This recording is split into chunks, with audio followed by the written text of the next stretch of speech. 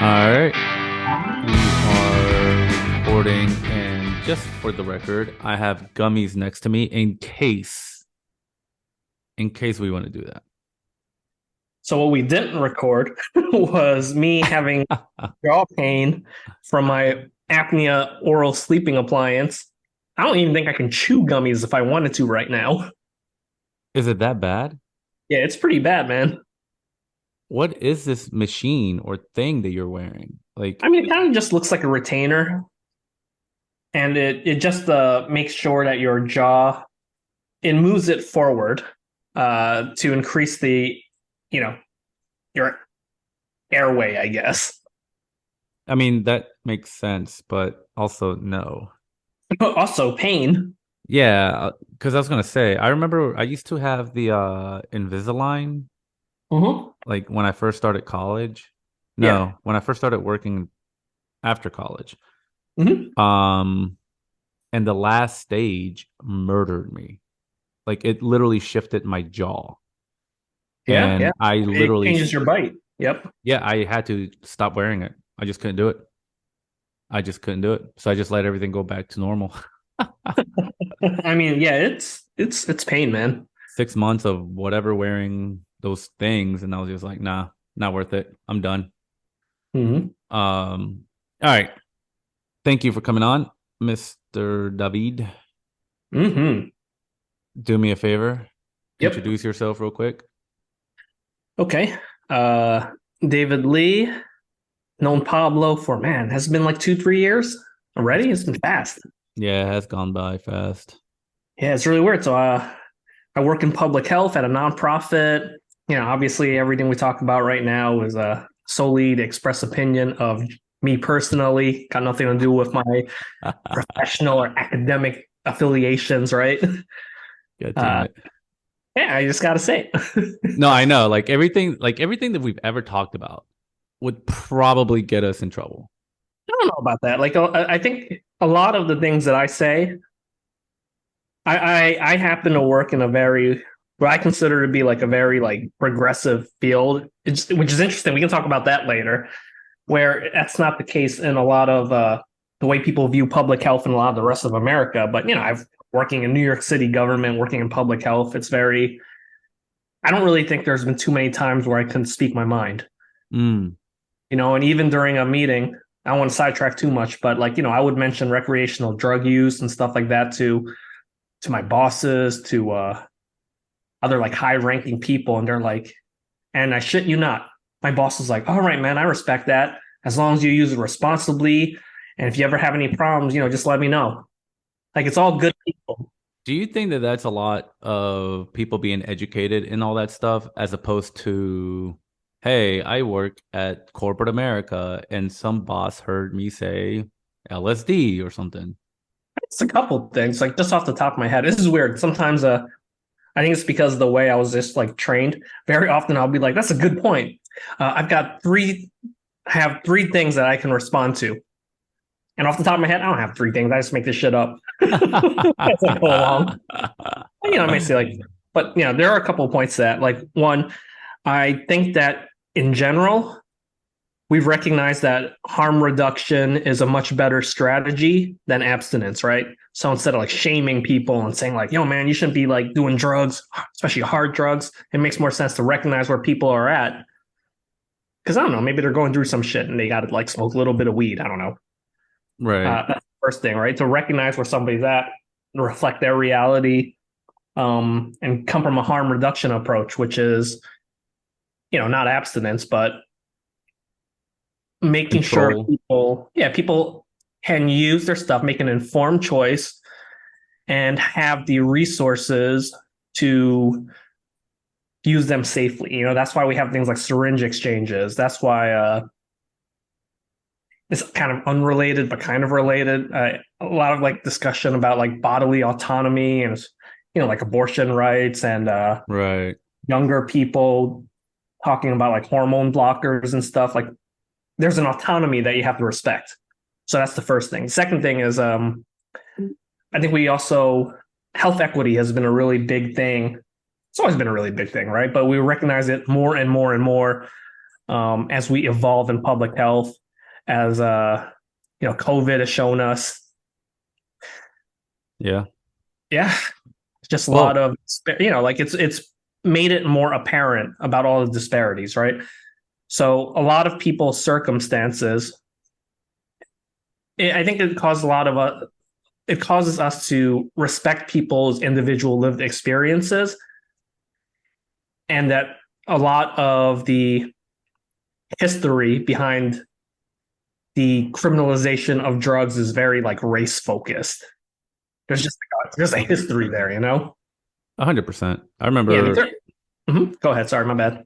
Oh, no, no, no, you're fine. I was just gonna say, I remember in high school, there would be like cops and like people getting arrested all the time at my Millbrook High School in Raleigh. And then turns out the biggest high school that uses drugs and gets away with it and no cop presence was a rich white neighborhood, right?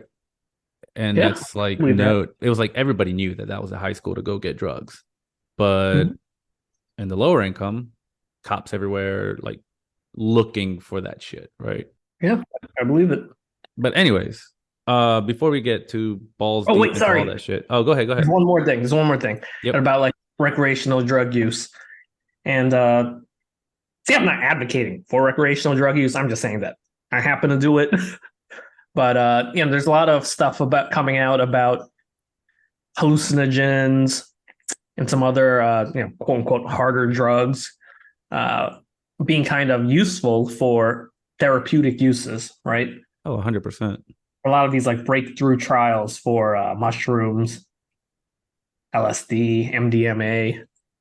Obviously, I'm not using them in super controlled environments. I'm saying like there's no point in demonizing all these things. Well, way too late for that. And that's part of the educational aspect of life in general, right? Is you've been taught, hey, drugs are bad. Men are supposed to do this. Women are supposed to do that. And in reality, that's not the case 100% of the time. Um, but anyways, before we dig into all of that good nonsense stuff, Mm-hmm. what is your background? Like how did you get into this? And then can you talk a little bit about what you did during the pandemic? Because you were in New York City Health Department, COVID goes down. So how did you get to that point, and what all did you do for the city during COVID? Yeah, I want to preface it by saying like I don't see myself as it's kind of weird. Like I have an MBA and I think a lot like very businessy compared to a lot of my colleagues. So you always get this jargon about like value add from me, but I never thought I added value. I always thought my job is to facilitate value flow. Like Mm, people who do the work, I got to make sure that they have the resources they need and they're not, well, fucked up from the work that they do. A lot of people, yeah. like, I don't remember what the statistic was from the Public Health Workforce Interest and Needs Survey was. Honestly, it was something ridiculous, like 30-40% public health workers have like probable PTSD from working during COVID. So that's the first thing. The second thing is like I want to make sure that people are able to do the work and have the resources and kind of shielded from a lot of like bureaucratic or political bullshit. So I was working in the New York City Department of Health in infectious disease stuff, and um, a lot of my job was in service to the people who do the surveillance work. My surveillance meaning, they monitor and forecast disease progression. So a lot of the folks, the epidemiologists who do the surveillance, they do the outbreak response, contact tracing. I worked in the informatics section, so that means making sure all the data pipelines are there for public health surveillance. Like that was a big part of my job. So like when you go to the doctor, there's 90 plus reportable diseases and conditions where it's kind of crazy. Like there's this whole contraption. It's very intricate, and 90 plus diseases where you go to the doctor, that information gets to the health department. And then these super smart people do a bunch of statistics and figure out like, that's weird. There's a lot more salmonella cases in this neighborhood among these people, among these folks for this amount of time that is probably not due to chance. Something's going Right. on there. Let's deploy some contact tracing and figure out what they all have in common, right? And that information is like private, right? So it's not names, or is It it? is names. It is Okay. all very, very protected health information. We take that kind of thing very seriously, um, as obviously as we should, and that is why. And that was part of the problem, part of the difficulty with COVID, because so many people didn't know that that even happens behind the scenes. And Right. during COVID, like I mentioned, everything was so fast and everyone was so stressed and horrible things were happening, and we saw more and more disparity. We A lot of the disparities that we knew, they just like came out in the open, right? So a lot Right. of people weren't trusting government, and because of the politicization of everything, that made our job in surveillance even harder, right? Because like somebody calls you and says like, oh, we got information that from your doctor's visit that you had diarrhea. Someone's like, oh, how you know that? That's weird. Yeah, that's one thing. Yeah, and I mean, I literally the other night I was at a bar and I was drinking with a friend, and this guy was looking very friendly, just looking for a conversation. So I finally opened it up to him, Mm-hmm. and he's a guy from El Salvador, has been in New York City for like 20 years, completely illegal. That's the type of person that will not go to the doctor and do shit because he doesn't want to get caught, right? Mm-hmm. And so, to your point, there's a lot of people that will not report it, not go to the doctor, not do things because they are afraid and they don't trust, right? Yeah.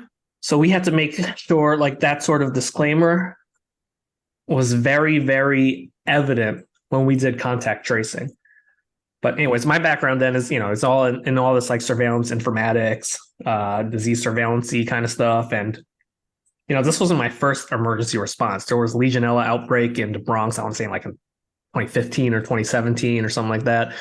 Then we had Zika, a lot of Ebola work. I didn't work too much on Ebola active monitoring and or passive monitoring, or monitoring in general.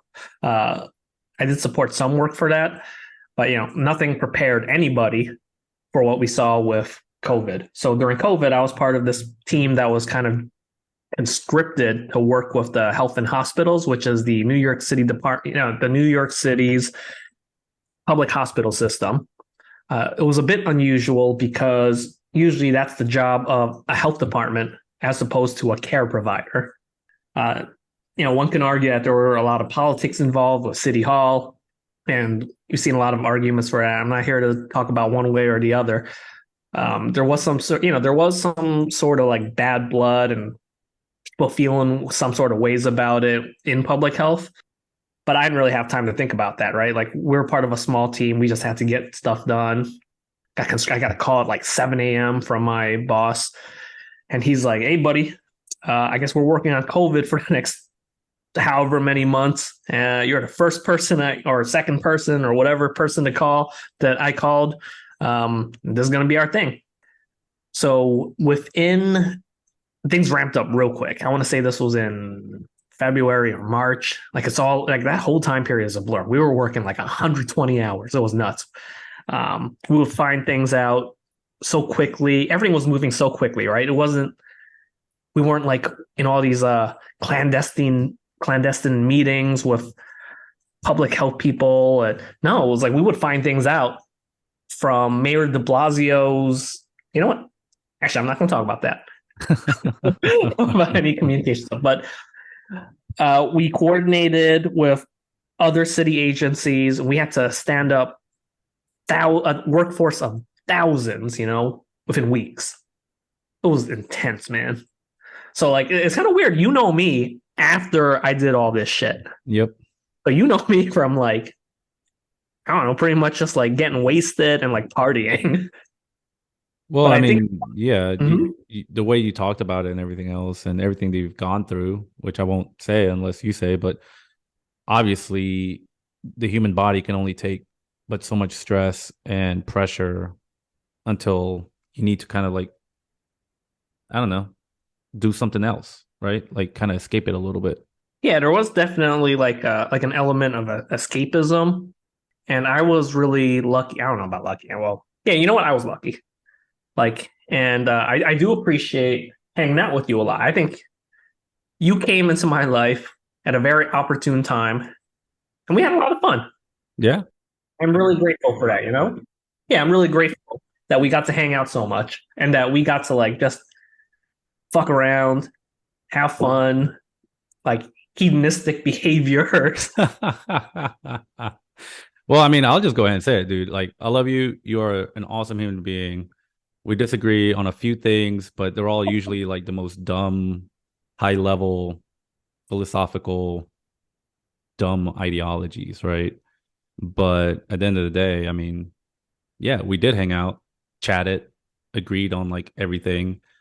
And yeah, I think that's a very healthy thing to do, right? Is to do something that is not necessarily your quote unquote job or your quote unquote calling or something, right? You got to escape that for at least a little bit. Yeah, I think so. But it's also weird to me. Like, I got a few thoughts on it that I haven't like sorted out so much. I feel like some people in public health, no, definitely. I've seen it with coworkers. Like they just never like bounced back, man. There were Yeah. people who were like really rising stars, or people who were like veterans of the public health workforce, and they kind of just dropped off, or they would just do something else, or like just not work and be like, all right, I'm going to take a break, like a sabbatical for a year or two. It, I don't want to like speak to like what veterans go through or anything like that, but I can see some sort of analogy or like some comparison to people who've been like in the frontline trenches. I mean, it kind of was a war against COVID. I mean, that shit was wild. Like, I remember running through Central Park and seeing all those tents, right? And Mm-hmm. giant trucks with body bags in them, like around the corner from where I lived. And it's just like, huh, what the fuck is happening? Yeah, man. I remember. So whenever there's like when there's like a huge emergency, you have to mobilize all these forces or these all these resources, right? Like staff, money. We have something called the ICS, the Incident Command System. I think it probably originated in like firefighting or like disaster prepared, like FEMA kind of stuff. So we activate ICS in a health department, and it's kind of like a shadow structure.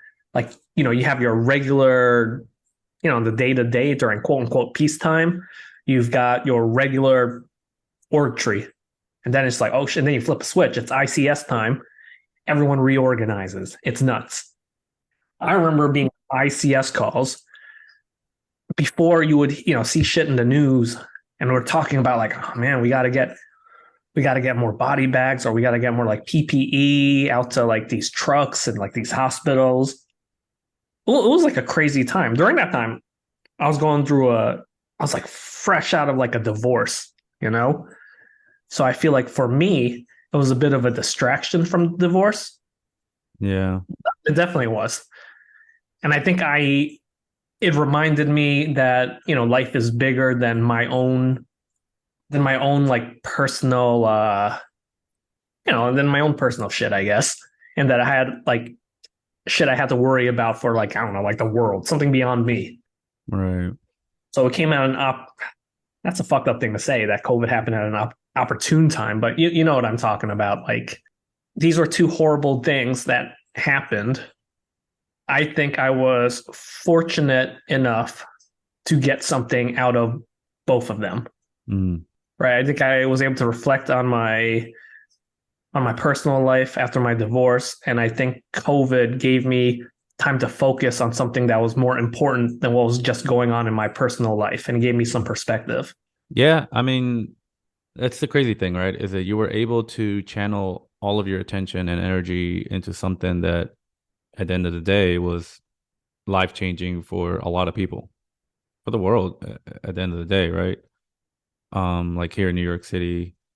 But yeah, I mean, it makes complete sense that out of those two tragedies, you were able to, and that's the healthy thing to do, right? The healthy way to do it and to see it is, I think, to take something away from it at a level where you're like, hey, you know what? This happened, but I was able to transfer that energy somewhere else. And it's Yeah. not like some other cases where, oh, something bad happened. I'm going to go buy 15 bottles of liquor and I'll come out in a few months, gaining 200 pounds because I've been depressed and taking my energy from one tragic event into completely unhealthy habits, right? Yeah, I mean, I don't think it was all. It's weird. I think about like how I was able to come out on top of so many of these like things, and I think a lot of it was really due to just like being lucky, Yeah. and like so you got to like be grateful for it. Oh, absolutely. That's the number one thing that people don't appreciate or acknowledge is the amount of luck. Like the Yeah. amount of luck that people run into. Now, I think I've said this before, but my favorite quote is luck is a residue of design or something along those lines, right? So you set yourself up in a situation so that you could handle it correctly, XYZ. Now, is it pure luck that you were born where you were born, that you had the resources to do whatever, to have whatever? Yeah, absolutely. It's 100% luck, right? But to your point, um, you were set up in a situation so you could handle that, right? And I know that during COVID, I'm sure you went through fucking hell working 120 hours a week. Um, but yeah, I mean, you came out on top of it, and then I meet you, and then all of a sudden you're like, "Hey, want to get high?" And I'm like, "Fuck yeah, I want to get high. Let's go." Yeah, it was probably like the fifth sentence I said to you. It was like Yeah, within a handful of sentences, a handful of minutes of meeting you. It was like, hey man, want to get fucked up? yeah, and I mean, to be honest, I hadn't gotten high in like ever. Like I just was not a weed person at all. And then all of a sudden, here we are outside of Jackson Park, just fucking getting Yeah. high as shit for no reason. It's weird though, like lately I haven't been getting that high. Obviously, you and I got pretty fucked up on 420. Oh, if you're gonna get fucked up, you're gonna get fucked up on 420, right? Yeah, I haven't, and like, when we hung out, when you lived here, I used to, yeah, I used to get high like, I don't know, like 6 days a week, yeah, somehow 8 days a week. I don't know. yep, yep. But lately it's only been like, one or two. I have a very strong theory on that, but yeah, that's a good thing. Okay, you go first. I want Well, to hear my about this theory. yeah, my theory is very simple. When humans are stressed out or they're unsure or they've gone through trauma or are feeling a little lost, um, they have to like there's got to be something to kind of something to gravitate to or to use or to whatever, right? Like you just need something. Some people go to alcohol, some people go to coffee, some people go to drinking, some people go to therapy, some people go to drugs. Whatever it may be, whatever it may be, there has to be something. And I remember, I won't say names, but someone that was going through a lot, they had their, I don't remember, it was a doctor or a therapist or somebody was recommending to them eat, um, I don't know, a raw egg every day. Like that will help you XYZ.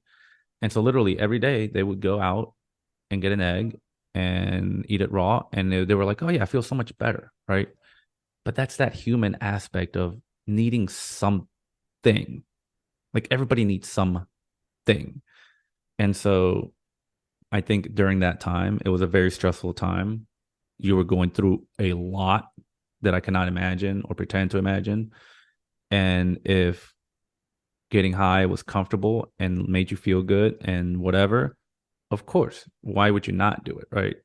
But now your life has evolved a lot. Like from the day I met you to today is day and night.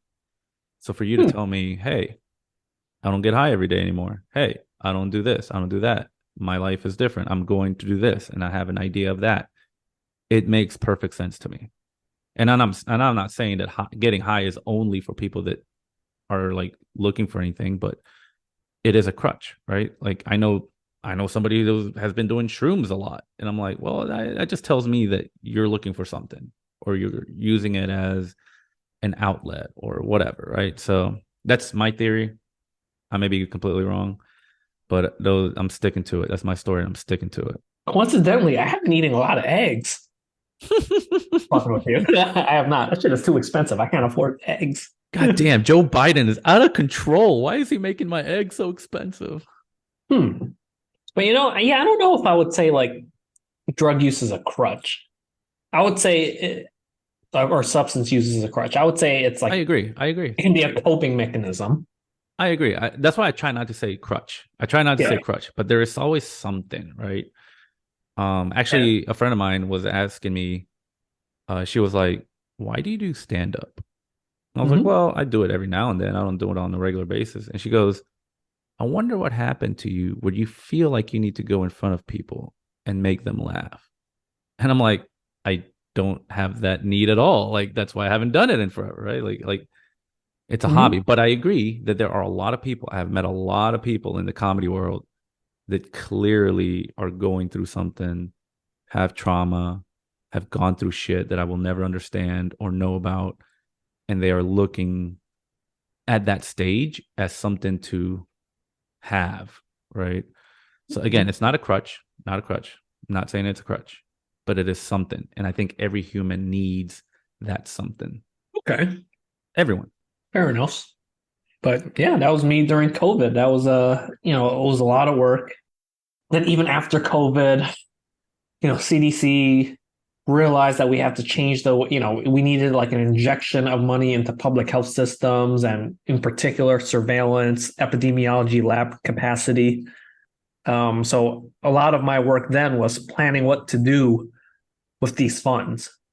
So Mm. even after all the contact tracing work, then it was like, okay, we got to make sure we get all this money from CDC.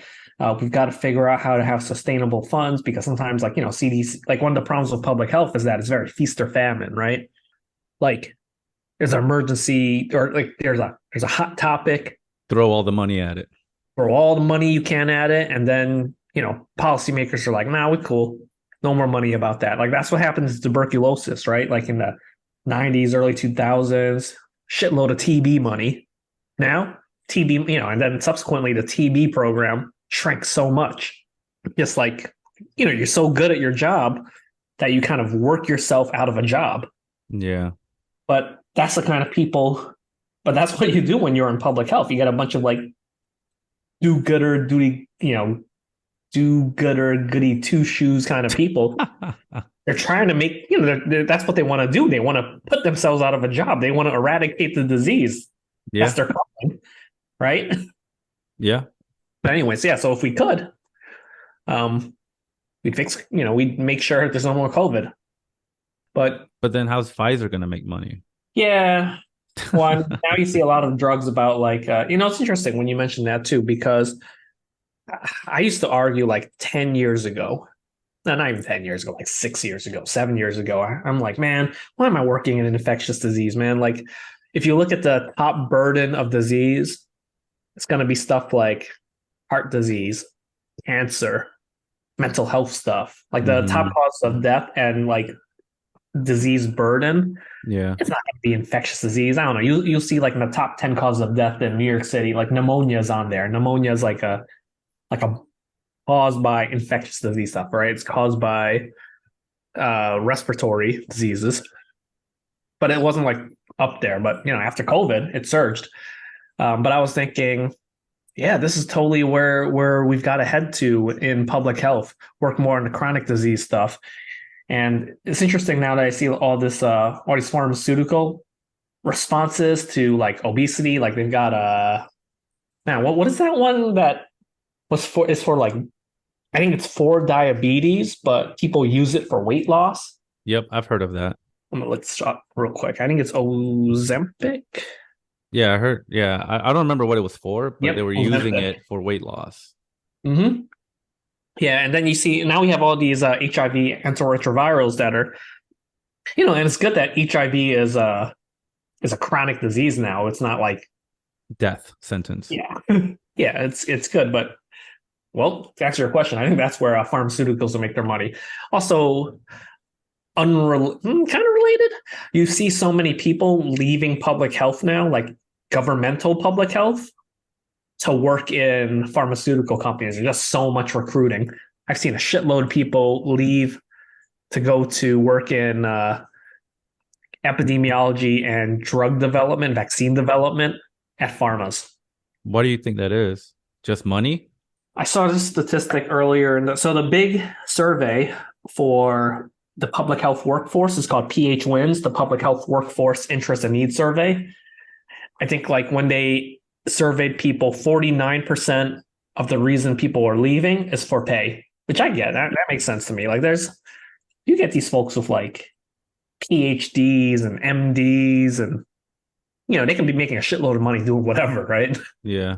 But instead they're like hired in New York City government as a city research scientist three making like 90K.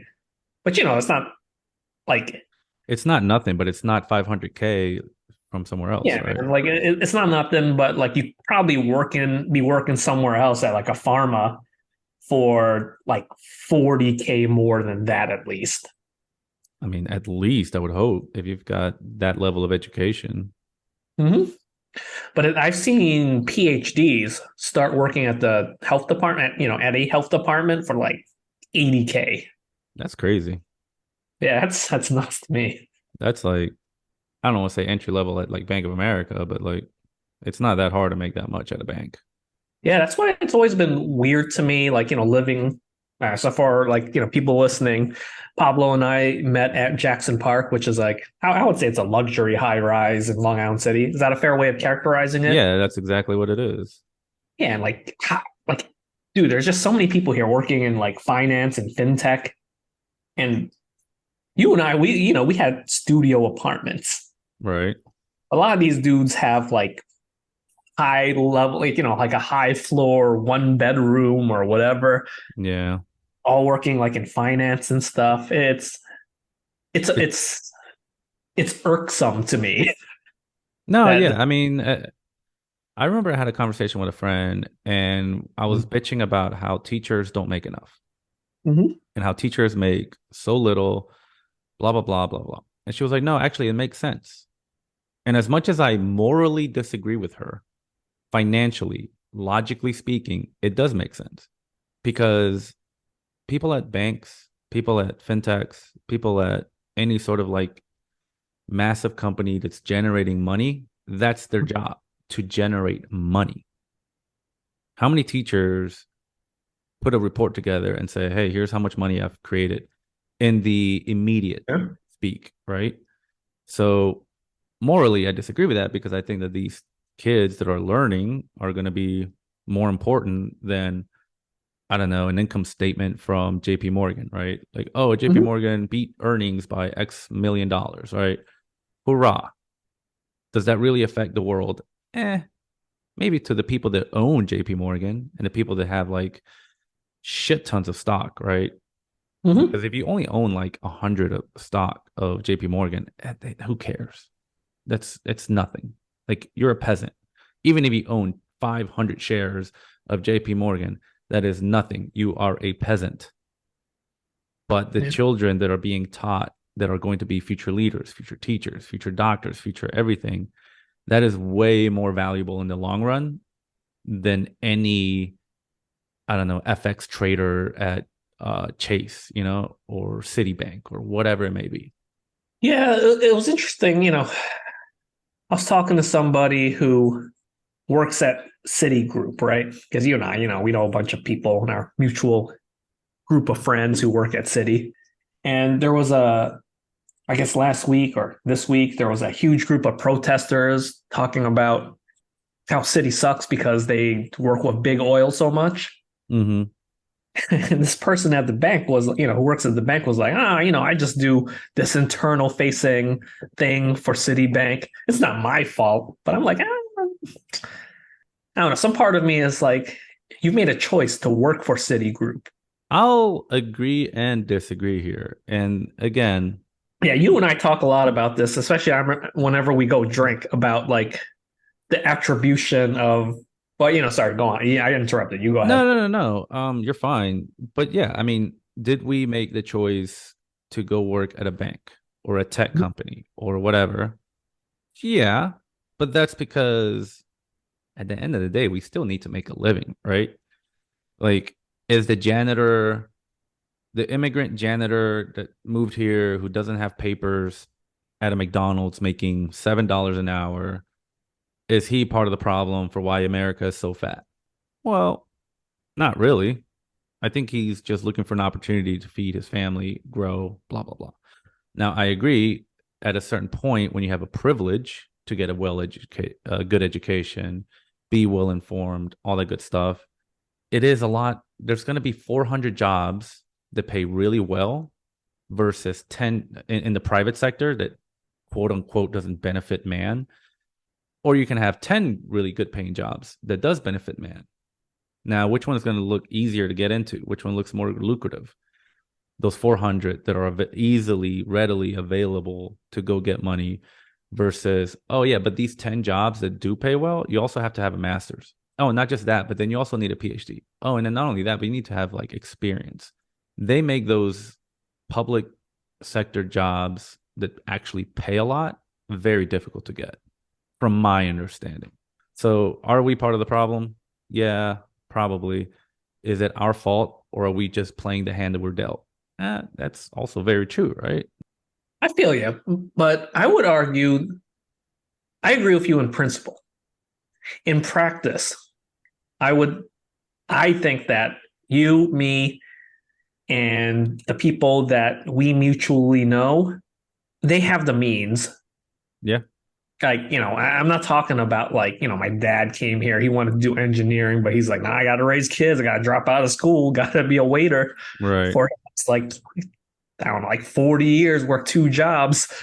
Like, that's not what I'm talking about. Like, working for right. whatever conglomerate, Yeah, like like I said, like whatever at a certain, hospitality conglomerate. yeah, Yeah, but that's not what I'm talking about. I'm talking about people you and I know, mutual friends, and the folks who, a lot of folks that we like met at Jackson Park. I'm not trying to shit on anyone. I'm just saying, like, it's too late. You're shitting on them. No, I'm just kidding. kind of, but like, it's a conscious decision No, I to agree. work at these places. And then, so for me, whenever like, and it's not even irksome, it's just like a little, not even annoying. No, it is irksome. Not super annoying, but it does irk me that whenever they talk about like any of these causes where they could be doing more for it, it's like, dude, you could be doing something. You don't have to work at that place. You have a choice. You're not in this situation where you're boxed in like that. Or you can volunteer, or you can like go back to school and do something that's like more Okay. meaningful. That to that point, I agree. You can volunteer, you can donate, you can do a lot of stuff to kind of offset your actions, right? Like where you work, the privilege that you get. So if you go to Citibank and you make 200K, you are blessed, you are lucky, you have all the resources that you could ever need. Again, maybe you're sending money to your parents, maybe you're sending money to your family, maybe people are dependent on you. I can completely get that. Like, why would I, okay, like me personally, why would I go back to school, maybe get more debt, get a job that pays less, and then be more stressed out about me not being able to care for my parents or for my brothers or my extended family, whatever, right? Am I part of the problem? Yes. But am I also looking for a way to take care of myself and my circle? Absolutely. So, do I try to volunteer? I mean, I used to do like volunteer committees and shit like that. So, there's other ways to give back. And I completely agree with you that at a certain point, it is a privilege. Um, but I think society and economics in this country in this time, it just makes it very difficult. And I actually know someone, love her to death. She is an awesome human being. I'm sure she is making plenty of money where she's working at now, but she's actually considering quitting, going back to school, paying X amount, and doing a public sector job or degree so she can do something better with her life, right? And she is struggling to decide whether that's what she wants to do or not because it's not easy. Like the system has set it up so that it's difficult to do that. You know what? Maybe it's just because I'm around so many people, like in public health. I don't think it is difficult to do that. I've seen like a bunch of people come up through the system from like very humble means and Right. humble origins or whatever, and they made it. Like, it's a thing you can do. And this has been a thing I've been like thinking about more recently because I'm looking at Alex and I are looking. Alex is my partner. She works in she works with Opportunity Youth. I guess like back we were back in the day, Pablo. We used to call them like at-risk youth, right? Yeah. Like kids who like drop out of the formal education system and they because they're arrested or they got their own kids or they got to work for whatever reason, right? She works with Opportunity Youth, and she makes like a it's fucked up that I'm laughing. Yeah, it's kind of like a laughable amount of money. And she's got 2 degrees from NYU, like 2 master's degrees from NYU. I'm not saying that people from humble beginnings cannot go and make a difference and make 80K with 2 degrees, whatever it may be, right? 80K, 50K, 100K, doesn't matter. In that range, it's still quote unquote livable, right? But if somebody said, hey, with those two same degrees, not only can you be comfortable and have a family of your own, but you can actually build generational wealth. We'll pay you almost double, if not double or more. That's a hard thing to pass up to create that generational wealth, to take that opportunity to say, you know what? When I have children, they'll be able to do whatever they want because they don't have to worry about that anymore. Like that's been taken care of. Mm-hmm. No, I feel you. I I get the generational wealth argument because that's kind of like what my coming from like a Chinese household, like very traditional. I don't know about very traditional, but immigrant Chinese household, where they did like 2, 3 jobs to make sure their kids had stuff, building on generational wealth, very collectivist culture. Yeah, I get that. And well, hold up. I'm going to park that for a quick sec. Yep. And I'm going to go back to this, juxtaposing, like, this whole experience of looking at apartments with Alex. Yep. So Alex is like, yeah, man, we got to look at these apartments. We got to save money. Here's the neighborhoods I'm looking at. And this is the budget we got. I'm like, what the? I'm like, that is half the price we pay here at Jackson Park. I'm so used to this ridiculous lifestyle inflation, is what I mean. And Yeah. I think a lot of people who can do stuff, myself included, we can do better to support the community, but we're just so used to, and we're just not willing to. We're just so used to a certain lifestyle. I agree. And I think my personal opinion is that a lot of this comes down from the lost principle of corporations having a duty to society. And I think that in itself is one of the key drivers of income inequality, of shit roads, of I'm super left versus super right. Because all of a sudden, when you start taking away resources, when you start to make it so that I can go to Walgreens right now and I can buy a soda, right? And it'll be like $2.16. Walgreens will say, would you like to round up to $3 and we'll use that fund to donate to XYZ. Mm-hmm. Walgreens does not need more money, right? Like Walgreens has the money to donate. Why are they passing it on to me? Mm-hmm. And that's that lack of corporate responsibility to society, right? If corporate America is going to make, for example, back in the day, Bank of America, they would literally say, this quarter, we only made $3 billion in profit. Stock goes down because they expected 3.15. It's like, okay, wait a minute. Where are these billions of dollars going if it's pure profit? And that's to the pockets of a few. Mm-hmm. Back in the day, they would have to reinvest that into the community. They would have to do whatever, right? But once you get rid of that, now all of a sudden, people feel like I need to do something. And I agree. Everyone should. I try to volunteer. I donate money. I do what I can. But at the same time, I got a fucking family. I'm hungry. But you don't see, like, David, you know me. I don't go and look for the fanciest place. I don't look for a luxury high rise if I don't have to, right? I will find and wear the cheapest shit all day long because I don't want to be part of that world. I just want to take care of myself, create generational wealth, and live a fucking happy life, Fuck bitches, make money. What more could you fucking want? Yeah, that's true. But But two things about that. I mean, I know you're joking about like the fuck bitches make money part, but like Kinda, yeah. even the intergenerational wealth. Mm-hmm. And yeah, I'm not shitting on it because that's what I'm trying to do too, right? I'm trying to Yeah. like make money, have my kids have money. Yeah. I know some people. I know some people who are so into like conservation. They're like, man, I'm just not going to have kids because it's going to fuck up the world. Yeah. But like having kids is a luxury too, Oh, absolutely. privilege too, right? Absolutely. But at the same time, it also used to be a thing of necessity. It's just a different time that we live in now. Yeah, and it's so hard to know. I see both arguments. It's like, yeah, like having kids is a luxury too, but then you get places, some economies that are going to get fucked over because there aren't enough young people. I don't know that. Well, unrelated. This is kind of why I want to. This is a big part of why I want to do more economics stuff with my PhD because I feel like economics is the way to understand what value means to different people and how to like the common denominator and common measurement of value. Is Mm, essentially currency, right? Like dollars. Like it's a good way of comparing value for different things. And I feel like it's so hard to know how to do good in the world. You ever watch like The Good Place? no. So it's hard to explain the whole concept of it, but essentially the problem is like, man, how do I know if I'm doing something good?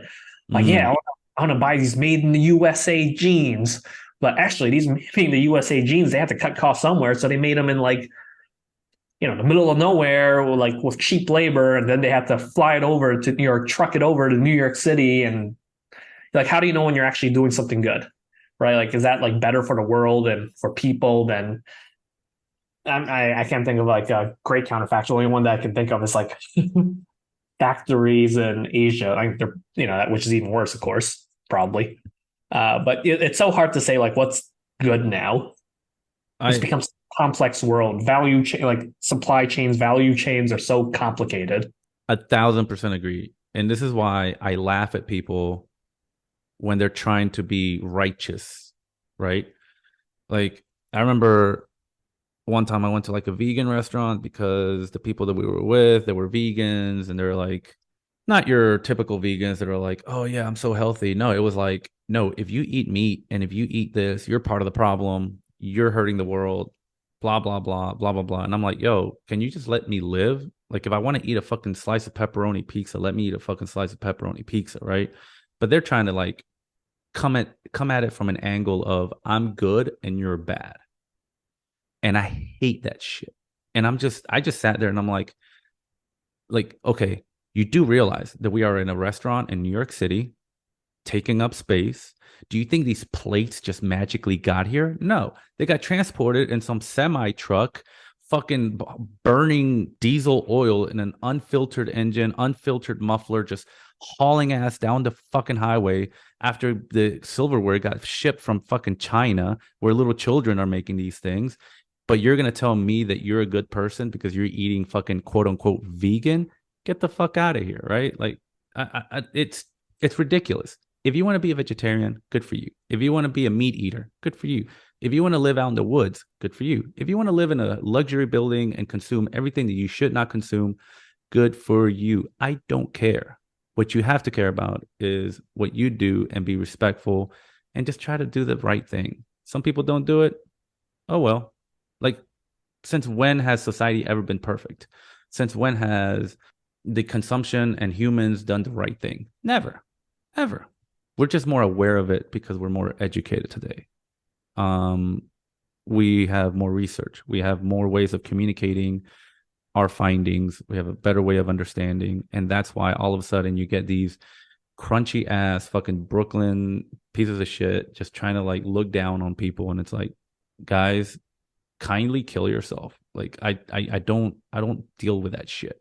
Like, just take care of yourself and be happy. That was a long rant. I apologize. No, I mean I can see your point. Because there is no right. I think so. I think there is a right. I think there is a right, and I think it's very elusive. But I think humanity is slowly marching towards what is right. You think I do. so?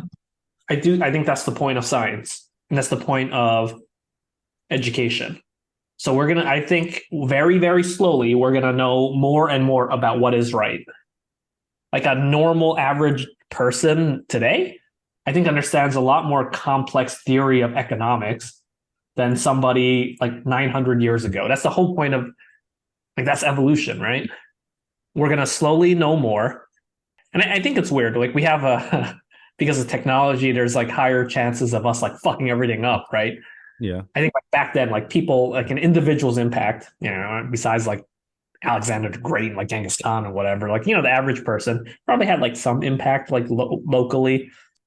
And now people have higher impact slowly, or individuals. You can see, I guess like when you think about like the concentration of wealth, and we have like billionaires and stuff, or multi-billionaires. But I think overall, the median level of knowledge a person has and capacity for complex thought will increase slowly.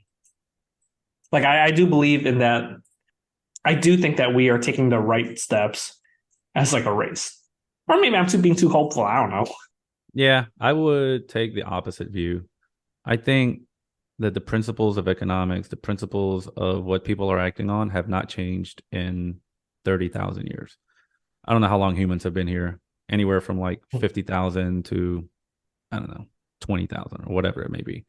I just think that the game just changes, right? It's like if for 10,000 years the game is basketball and people are playing basketball, and then all of a sudden they discover football, right? And now the new rules are football. People eventually start to learn how to play football, and then your average person plays football. And then 10,000 years later, oh no, there's this new sport called pickleball. Oh, people start to learn Pickleball. I don't know why all these white people love pickleball so much. Dude, that shit is wild. Like I have met so many people that fucking talk about pickleball, and I'm just like, what the fuck is that? And they're like, oh, it's tennis, but not as intense. And I'm like, you're not giving me anything. Like, why is it popular now? Yeah, I was like, oh, like badminton. I was like, I get it. Yeah, but I mean, the point is, it's you're learning a new sport. And are they more educated? Are they better? I don't think so. I just think that they're adapting to a new game, but the principles of the game are always the same. I want what's mine. I want to protect what's mine, and that's it. And then there's always going to be these assholes, whether it's a sultan, a quote unquote god, a king, a president, a dictator, a CEO who's like, you know what? I think I want a little bit more than you. And that's the name of the game. It's the name of the game. Today, tomorrow, until humanity dies. That's why I hate everybody. At the end of the day, I don't think humans are getting any smarter. And I think we've discussed this before. It's always those outliers that are creating this new world, that are creating these new games. And the rest of the dumbasses, you and I probably are included in that just have to learn how to play the game. It's not because we're smarter, it's just we're adapting. And that's what humans do best. They adapt. See, I think about, I kind of want to leave this on a positive note. Yeah. So I think about like Alex and I talk about this a lot, probably because we get high a lot. But I think this speaks to like why we like click so well, and we have very similar like values. Like, we think about it, I'm not going to speak for her, but we talked about this, and I kind of see things like, if you were to really dumb things down, like Maslow's hierarchy of needs, where you get the pyramid, Yep. and at the bottom, it's like food, shelter, all that stuff. I think that as a species, we are like moving up to self-actualization. And that's why, I want to make sure our kids have that opportunity. They don't have to worry about that. I'm looking at physiological needs all the way in the bottom of the pyramid: air, food, water. Well, environment stuff. I don't know. Maybe they will have to worry about air and water, but whatever. We're trying to make sure they don't have to worry about food, shelter, sleep, clothing, reproduction, and safety. And that's why a lot of people, sometimes when I see people shitting on like, oh yeah, people thinking about pronouns and like identifying as XYZ. For me, that's at the top of self-actualization. So I'd be happy if my kid wonders, starts like questioning or challenging a lot of like their identity at an early age. Like I think that means that we're moving forward as a species. They have the time now to, instead of worry about like, man, how am I going to get food tomorrow? They're thinking about like, how do I identify? Like, is this like like what are like the facets of my identity? Like, what's my gender? What's my what are my values? Like, I feel like that's becoming a more common thing, or maybe it's becoming a more like celebrated thing. But I think that's a good indication that we're moving in the right direction. I'll agree with that. Like that part, I 100% agree. Because when people get upset about shit like that, like, oh, why are they doing this? Or, I don't know, if you're born this, you should stay that, or whatever it may be. I'm like, look, all it means is we are so comfortable and we are so bored that people are literally going to areas that probably have only been thought of by like kings and queens, right? Alexander the Great, he boned nothing but men. But when it came down to reproducing, he would find a woman, bang her, have a child, right? But how many farmers out there had that privilege of, you know what I want? I want this. Well, too fucking bad. You're plowing for potatoes and you're going to die plowing for potatoes. Why? Because you need to eat, motherfucker. That's why. Today, we live in a society where I agree that technology allows us to wake up, go across the street, get an egg sandwich, come back home, and be like, all right, what am I going to do today? And that's it. No plowing, no hunting, no nothing. So when people start to question reality, genders, identity, whatever it may be, it's a byproduct of technology. For me, it's technology, not necessarily education, but technology. Because I know a lot of dumb motherfuckers who buy into any and all ideologies out there, right? And that's fine. I don't care. That's their life, their choice, their freedom. But I do think that it is pure technology that has allowed us to forget about, do I have water? Do I have air? Do I have food? Do I have shelter? Do I have clothes? Do I have safety? Not only that, but we're also talking about a very, very, very, very small population of this planet, because most of this world does not have that privilege. So what we're talking about is us, right? We're lucky. The theme is we're lucky. I agree with that, and then maybe it's for like a future conversation. But I think that's who knows if like humanity is gonna like last to make it. But I think we are moving towards. All right, I think when we were high last time on 420, we talked about like this idea of a post-scarcity society, right? Like that's the whole point of Star Trek. Like in the original Star Trek, there was a post-scarcity society, so they were able to collaborate and like go to space and start a space federation. But I mean, that's the idea of like we need to be moving towards like automation and like a universe. This is how like New York I am, right?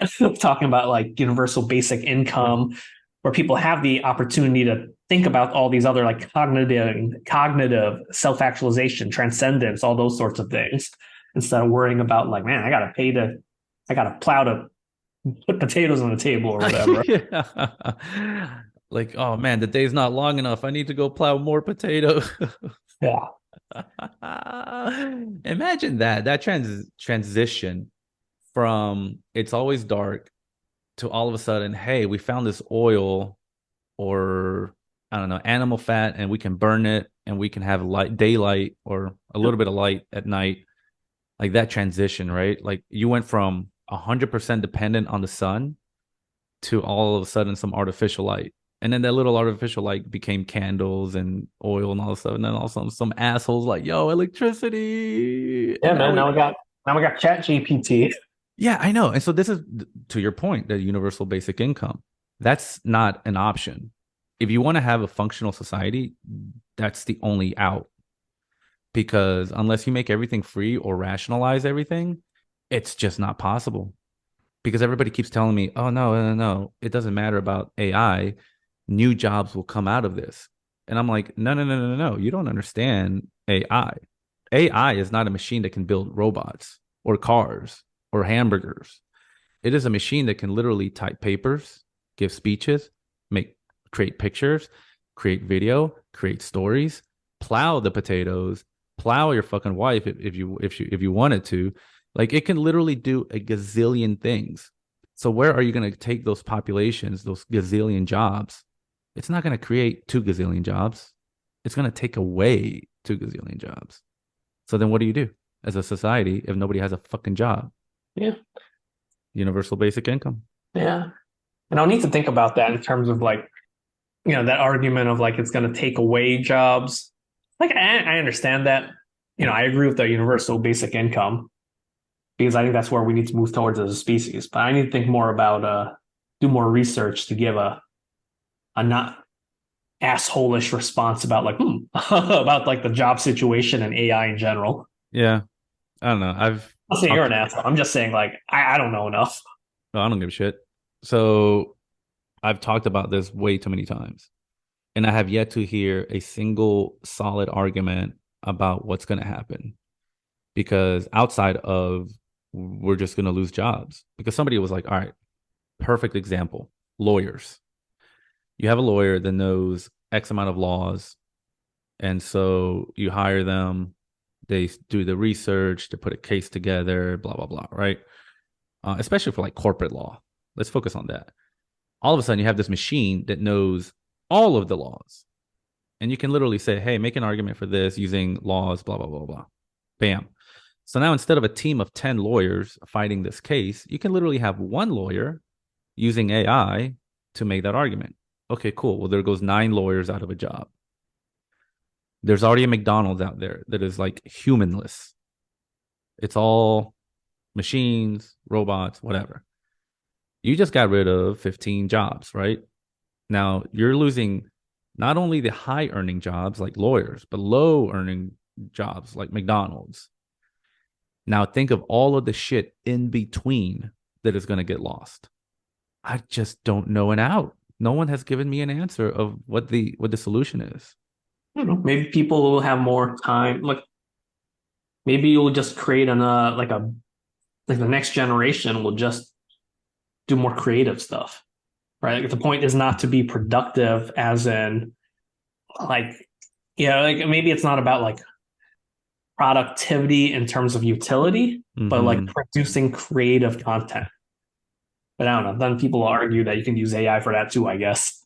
Well, yeah, I mean that's the problem. Like you can, like that is very true. Like humans can create a million things, right? But they're not going to get paid for it. Yeah. Because a marketing company will have AI and be like, AI, I want this type of thing. And you'll have 2 people instead of a team of 60 creating Nike commercials, right? Mm-hmm. So then all of a sudden you have a very small team that actually have jobs. The rest of the people, what are they going to do? Universal income, man. That's the only real solution outside of we're just going to rationalize everything or everything's going to be free. Come get it. It's time for purge.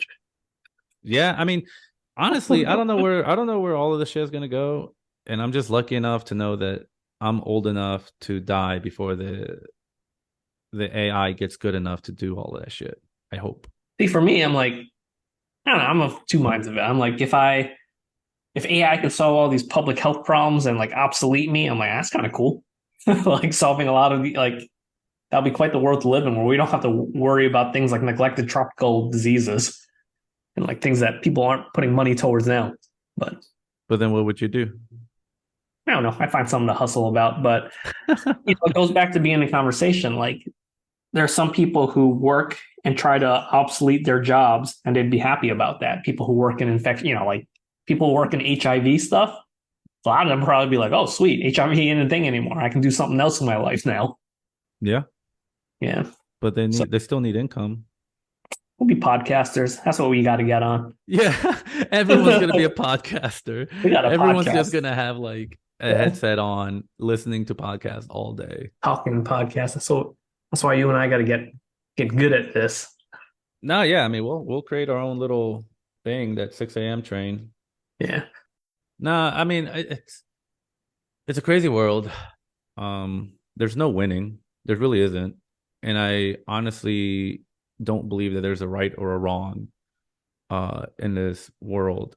I think there are optics and common agreement of good and bad. But when it comes to people living, you can't say that they're right or they're wrong. And that's probably one of the things that most people struggle with the most, because people want to separate between good and bad. They want the black and white. They want the right and wrong. And you just can't. You just can't. 99% of the time, you just cannot. But maybe I'm a jackass and I'm completely wrong. No, I think for the most part I agree with you. 99% of the time it's hard to tell. Yeah. I think because there is a 1%, that's what we have to strive to do, to identify the right from the wrong in those instances. And I think that's something that's worth struggling for. Yeah. I don't know. It doesn't matter. You just got to take care of yourself, take care of the people around you, not be an asshole, try to be responsible, and then live a good life. Not not bad words to live by. Like I was talking about to my other buddies, that how many animals are out there trying to like save up for their 401k, or looking for like career advice. Like not nobody, just humans. We're so out of whack. We're the strangest things on this planet by far. Platypus. Yeah, but that platypus is literally gonna be born, eat, fuck, and die. That's it. You know how many tax returns that platypus is gonna file? Zero. I don't know, man. Platypuses are pretty weird. Yeah, it does look like a lot of things. Anyways, Strange things. nah, but I am very grateful for you making the time. And I'm very grateful for you making the time now and for the last 3 years hanging out. Nah, man, it's been awesome. It's been my pleasure. It's been a lot of learning on my end, a lot of getting high, which I appreciate because I never did that before. Well, sir, I appreciate it. And let's get coffee soon. Sounds good. It is. Oh, God, it's only Monday. Jesus I Christ. know. Kill me. Huh.